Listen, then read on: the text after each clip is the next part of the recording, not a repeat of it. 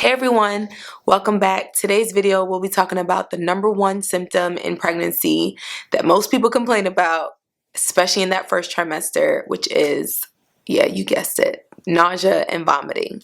So sometimes it can be inevitable that you will experience this, but I have 5 tips that should help make it a little bit more manageable for you. So if you're interested in hearing about these tips, then please continue to watch. So tip #1 is I always recommend small, frequent meals.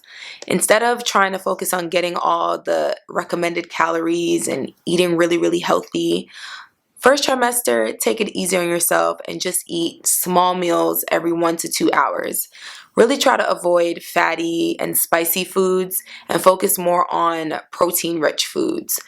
I recommend crackers, soups, fruit, just light things that you can snack on throughout the day where you can kind of pad the stomach, but you don't want to overpack it, which can kind of stimulate nausea. And when it comes to drinking your water, instead of trying to drink lots of water at one time, just sip on your water throughout the day, and that should definitely help. Oh, and also when you're eating, don't drink and eat at the same time. Drink your water like 30 minutes before you eat or 30 minutes after. Tip #2, when it comes to taking your prenatal vitamins, try taking them at night. I have found that this has been really helpful in just digesting them better and being able to keep them down instead of taking them first thing up in the morning. If you do want to take them in the morning, I recommend waiting until you've had your first meal and then take them. And also, try taking a prenatal that doesn't have iron in it, because iron has been known to trigger nausea. So especially for that first trimester, try to lay off the iron. And if you just feel like you can't take your prenatal altogether at some point, just continue to take folic acid. Tip #4 is vitamin B6. This is a game changer. Game changer.